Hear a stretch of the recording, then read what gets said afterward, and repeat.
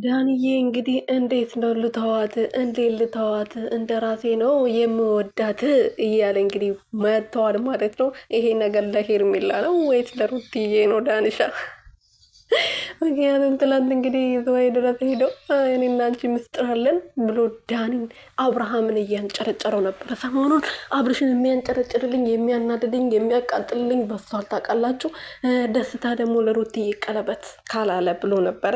ሩትዬ ደግሞ ቀብራራዋ እኔ ከአብርሽ ውጭ ወደ ውጭ ከማንም ቀለበት ልቀበልም አልችልም፣ በህይወቴም ተቀብዬ አላቅም፣ የመጀመሪያም የመጨረሻዬም አብርሽዬ የኔ ልዑል የልዑል አባት ነው ብላለች። እንግዲህ ሰላም ሰላም ቤተሰብ እንዴት ናችሁልኝ? እኔ ያለው ፈጣሪ የተመሰገነው በያላችሁበት ሰላማችሁ ብዝት ትርፍርፍ ይበልልኝ። ለዚህ ቤት አዲስ ሆናችሁ ሰብስክራይብ፣ ሼር፣ ላይክ እያረጋችሁ ቤተሰብ እንድትሆኑ በልትና እየጠየኩኝ ዳኒ እንግዲህ ድራማውን ለማሳመር ለማድመቅ ብሎ ዝዋይ ድረስ ሄዶ ነበረ። ዝዋይ ከተማ ሄደው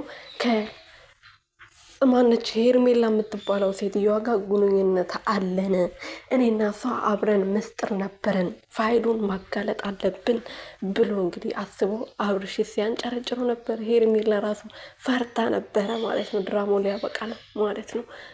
ከዳኒ ቦታ የሆነ እውነታ ይወጣና ከዛ ሄርሜላ ከአብርሽ ትርቃለች። ልልልልል